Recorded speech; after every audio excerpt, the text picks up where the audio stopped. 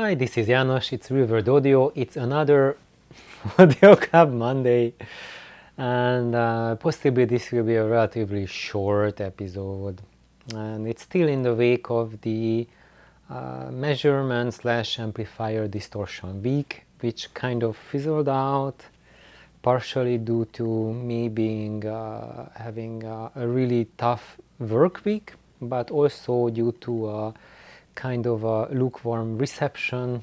There were very few of these views of these videos last week, and not much commenting going on about amplifier distortion and what you think about it, how it is. Generally, kind of like lots of diverse, different questions about the interest, and I know. For that week I promised to give you something really huge that will explain a lot about the solid state distortion and how measurements work, but really I made like a PowerPoint presentation with like 30 slides to expand on the matter, and I was thinking about it, and there's no way to present the whole picture like in a sensible amount of frame, and breaking it apart to like a series of 5-10 episodes. No one would watch it really, so, and if I just condense it, then no one will understand it and like, huh, what's going on? So it's really not useful at all.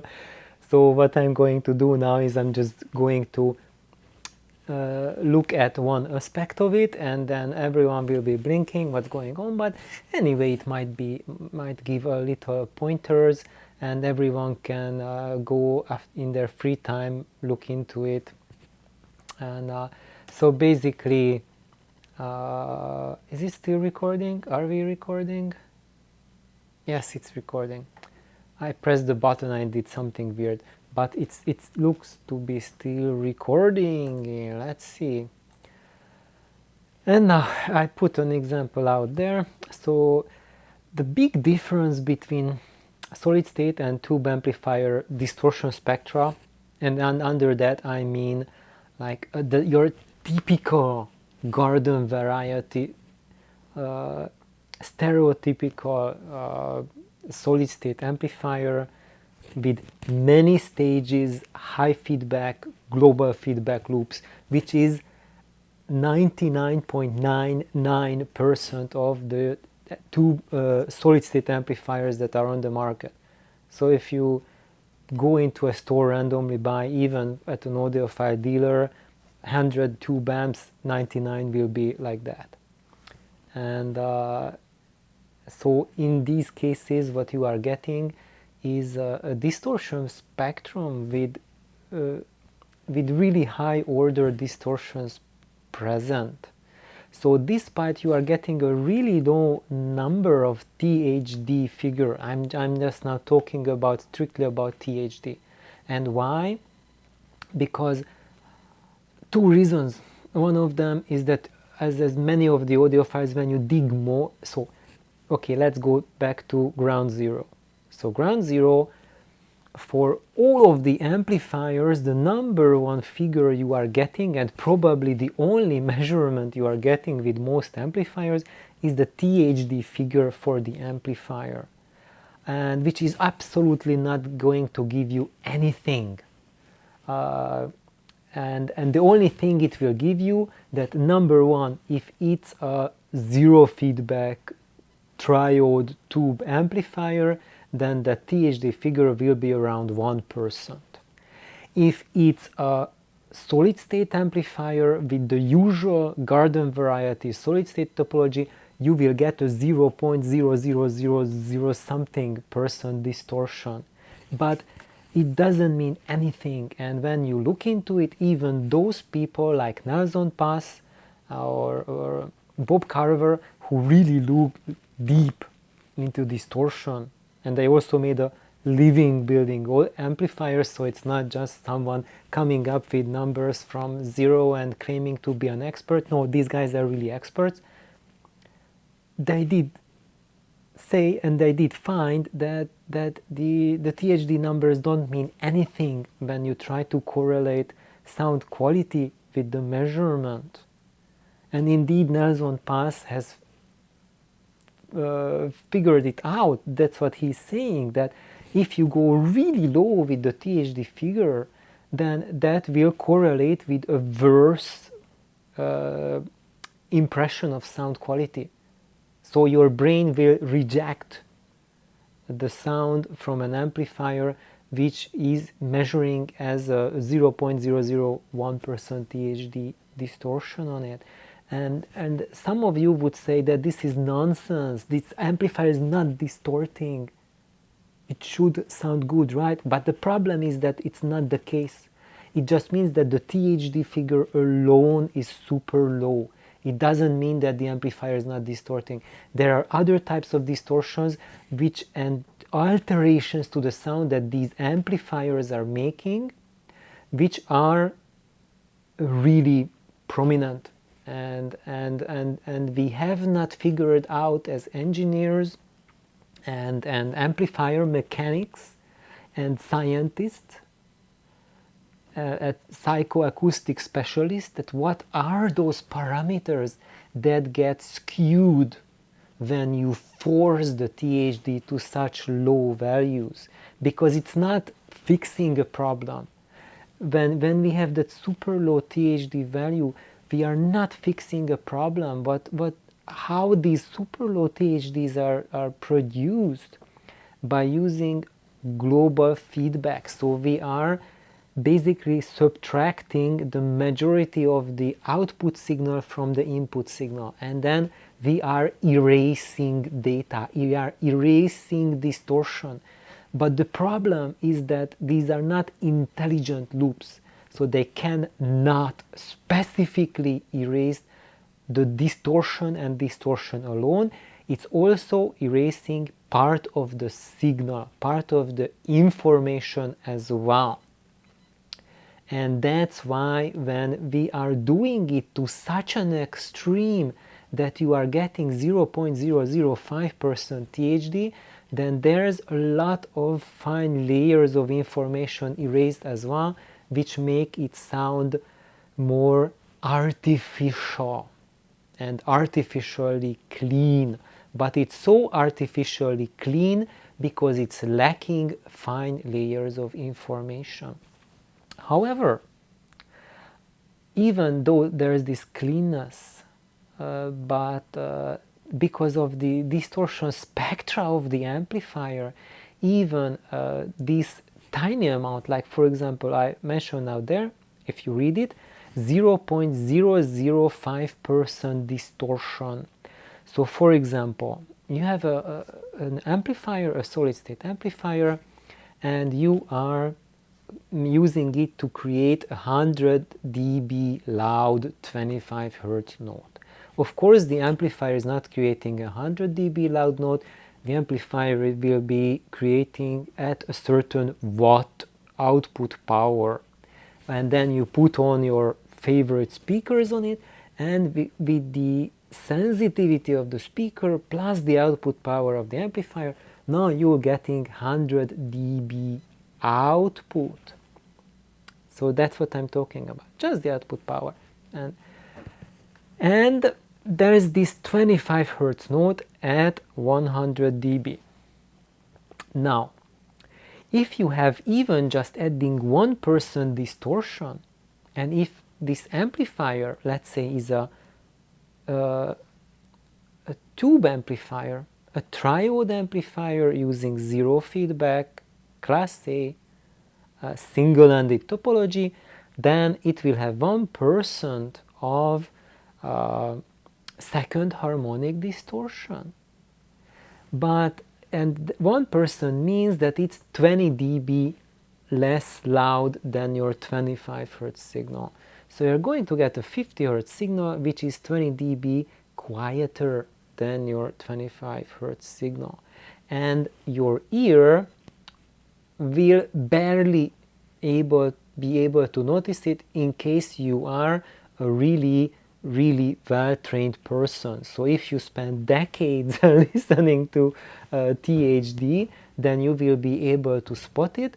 But if you are a casual music listener, you won't be able to spot that 1% difference when you are listening to your favorite 25 Hz test tone on that amplifier. Now what happens when you have a solid state amplifier with high feedback? That is creating a 0.005% almost negligible component at a higher order harmonic, because what these topologies do is that there is a really low second and third order distortion component compared to a tube amplifier, but the components go out to like a 17th order, 19th order. And in that cases, when you have a 0.005% 19th order distortion coming up on a 25 Hz 100 dB note, then the loudness of that note will be equal to the loudness that your brain perceives that 25 Hz note at.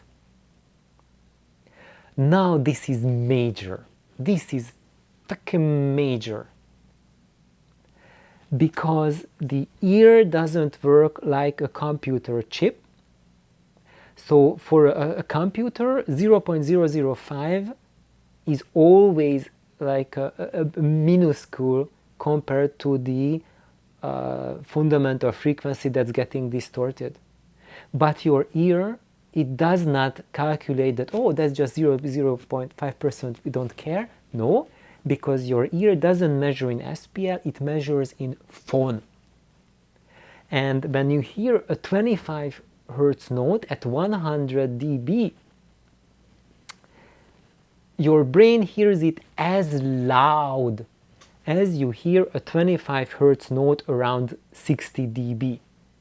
So now, when you have that component, that 0.5% component, that at 60 dB coming up compared to the 100 Hz 25 Hz 100 dB note, you will hear the distortion of your solid state amplifier as 100% distortion for your ear. While if you use your tube amplifier, your ear will pick it up as maybe 1 or 2% distortion, that you hear 1 octave higher compared to the bass note. And this is the reason why for a lot of people, they will tell you that they think the bass of solid state amplifiers absolutely royally suck, because there's 100% distortion created at your mid-range. But then some of you would be saying, okay, János, but that's still like 60 dB versus 100 dB note. And you are absolutely right.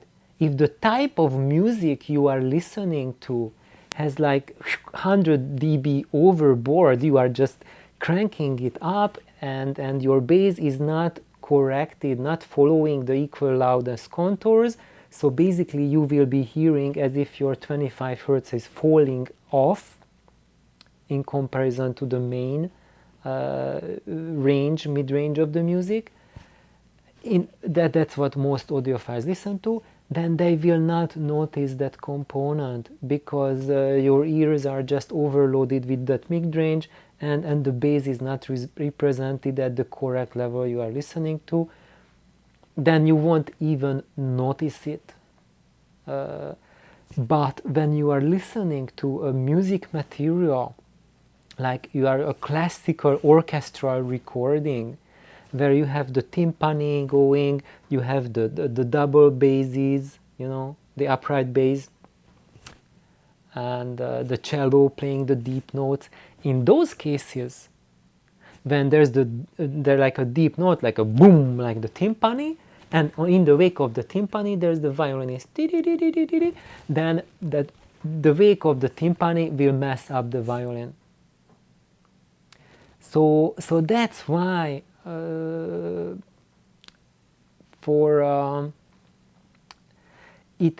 it is not something that's just ubiquitous, that, oh, I have a solid state amp, so the bass sucks.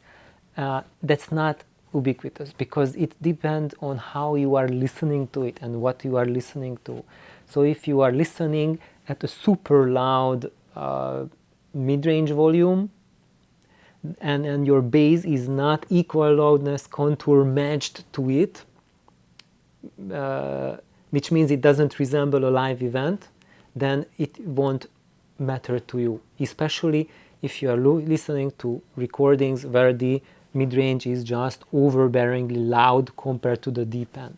But when you are listening to music which has a wide dynamic fluctuation, so you have like a really loud bass note followed by average level mid-range notes, and this I'm talking about by the loud and mid-range in SPL, like 100 dB loud 25 Hz note playing together with a 60 dB 500 Hz note.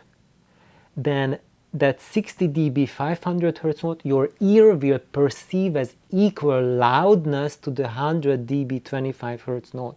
And whatever is happening at 60 dB in that 500 Hz range, you will be perfectly be able easily, without concentrating, if there's something happening there. Now, if you have a solid state amp, then you will have 100% equivalent distortion added to your mid-range when this happens. So if you have you have a piece like an Uno Clammy piece where you have a doom doom doom, the timpani is going, and then you have the like a clarinet playing or the violins di di di di di or something going on, then this whole thing will fall apart to crap. In this case, so in this case you want to just wean off from this scenario, and then how can you solve it? One solution for that is that as you noticed, so the bass is what creates the big problems in solid state, because the distortion of the bass will get added to the mid-range. It gets smeared out to the mid-range frequencies. I mean, the lower mid-range, or like that part of the sound, and that works with the sensitivity of the ear. But when you have mid-range, with the sensitivity of the ear, it works for you. So there it will be less noticeable what happens in the high frequency, whatever is added to the mid-range. However, why most people who have extended hearing, why they complain about the high frequencies of the solid state, I think that's the biggest complaint. More people complain about it than they complain about the bass, is because when you have a high frequency note, the distortion components go out to the ultrasonic range. And of course, when you are not stressing out the feedback loop, the feedback loop just eats up those ultrasonic instabilities, which would be just instability for the system. But when you are pushing the feedback loop, like you have a complex music playing with lot of bass note, lot of high frequency, mid-range added, everything happening at the same time, then the feedback loop will be destabilized, and then that ultrasonic content will just really royally mess up the high frequencies. So where did I want to go with all of that? I think I kind of said it all, but I was getting to the solution. What can you do? And if you are smart, how can you help your solid state amplification to get rid of this problem? One of them is people who are swearing by passive crossover. What they have not realized yet is that one of the biggest gains they are seeing is not just because of the passive crossover.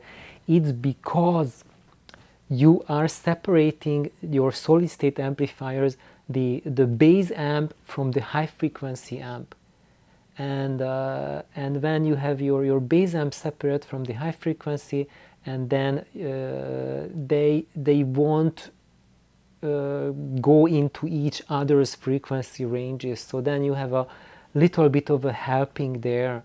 So they are not talking, so the high frequency is not talking into the low frequency feedback loop. So the feedback loops are not stressed. And also when you have the components, one bleeding over the other, then if you just have like a really like a woofer, but the woofer has a really good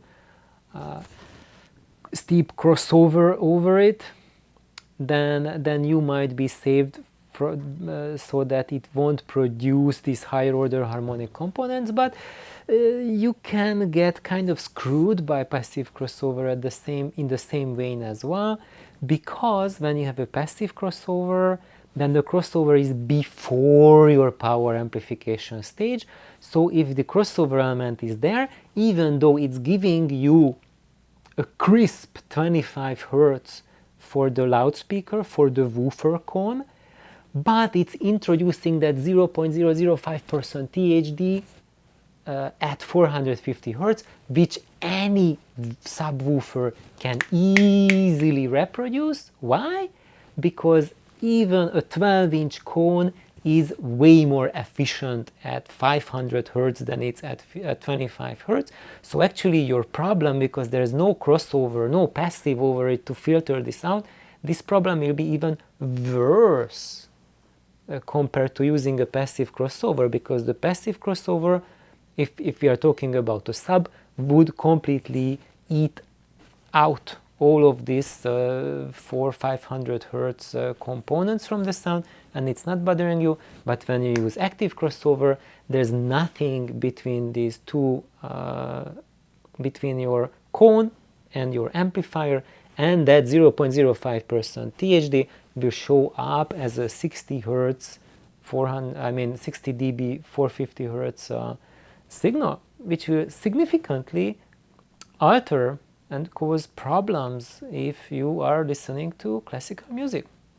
And you won't notice at all if you are listening to the usual jazz material or pop songs. You most likely will never hear it.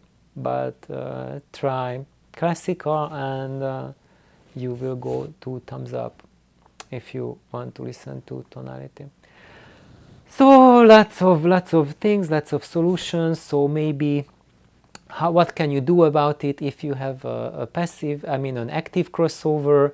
What can you do for your subwoofer to help with that? Put a passive crossover between your sub and your amp to filter out the higher frequencies, the mid-range.